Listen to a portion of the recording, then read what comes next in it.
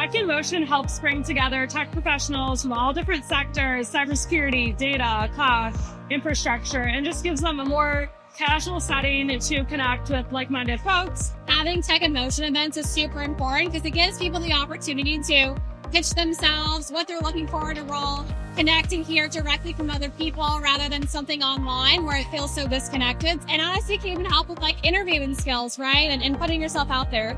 Networking is so key. Connections are so key. One of the things that we're missing with the move to remote is water cooler innovation. And this is the type of conversation you can have at Tech in Motion with your peers. When you get face to face, you're going to actually have that inspiration, that flash that kind of guides you to the next idea or even just like the next small step. I met a bunch of people here that were, looking for opportunities as well as other founders, got to learn different perspectives.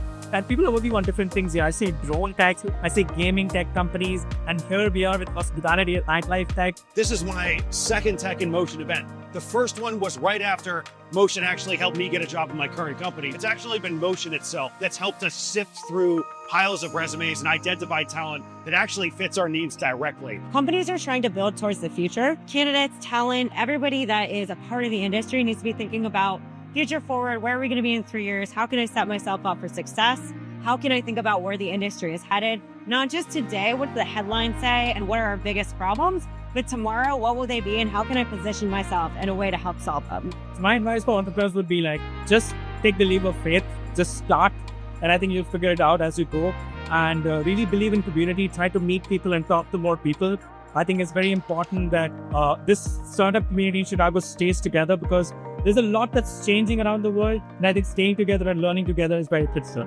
Don't lose faith in yourself. Don't think you're a failure because you have to send out 800 resumes in order to get a call back. It's going to change. Seek opportunities for companies that maybe you wouldn't have considered before. It's not always going to feel like this, and you yourself are going to get better.